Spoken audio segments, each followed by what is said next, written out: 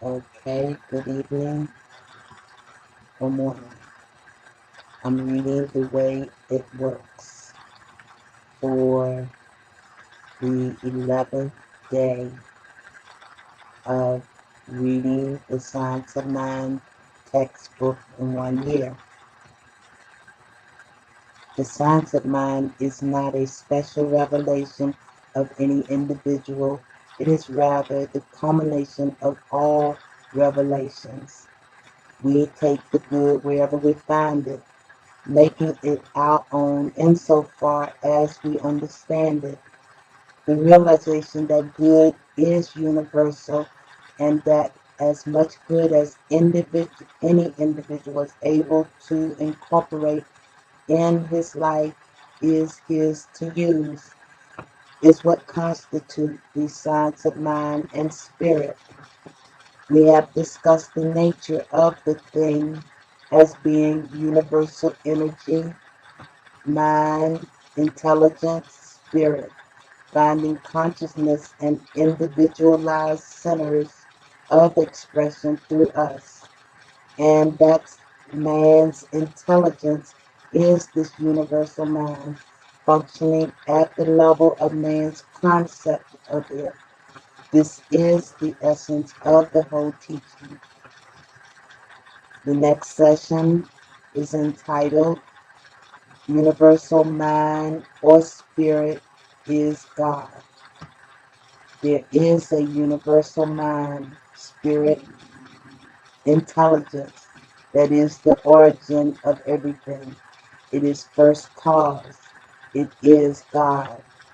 This universal life and energy finds an outlet in and through all that is energized and through everything that lives.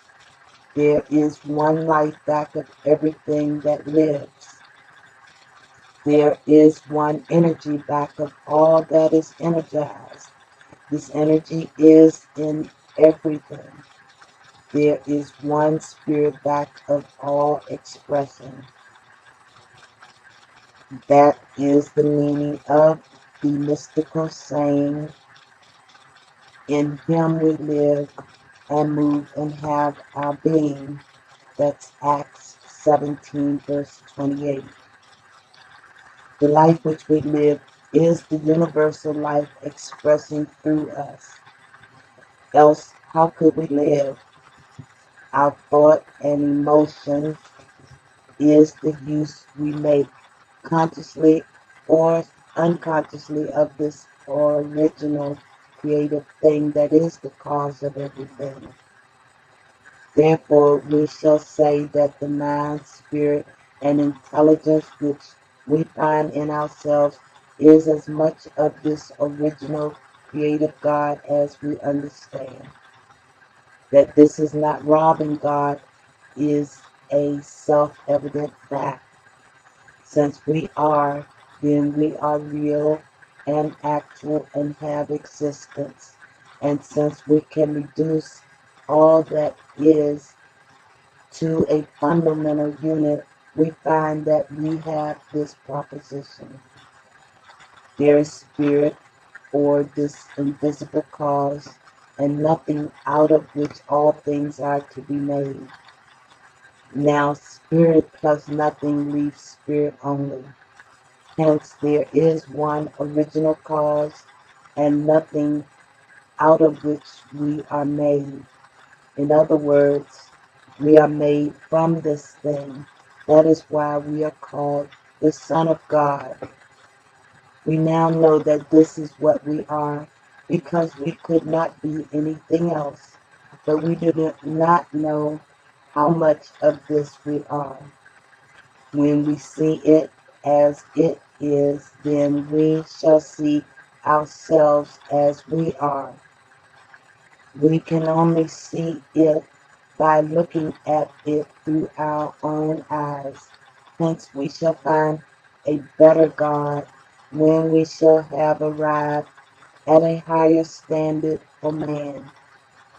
If God is to interpret himself to man, he must interpret himself through man, and the Spirit can make no gift that we do not accept.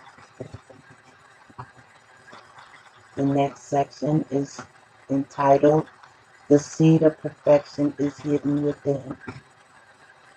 The original life is infinite.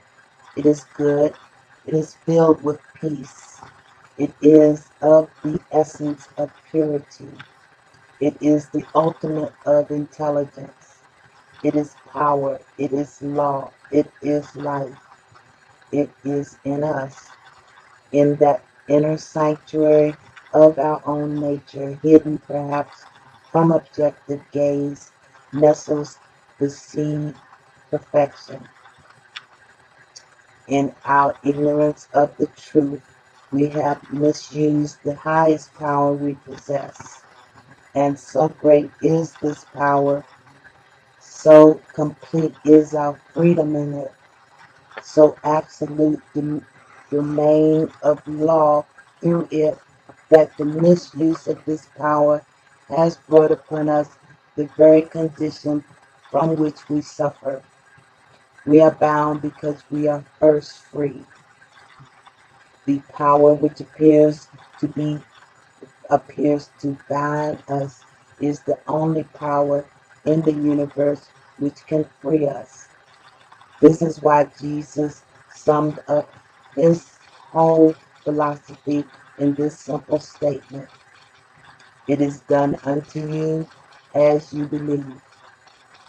The great teacher looked so deeply into nature that she revealed her fundamental simplicity to him, that believe and that as symbolizes heaven and hell. And so we suffer, not because suffering is imposed upon us, but because we are ignorant of our true nature. That's the reading for today, January 11th. God bless.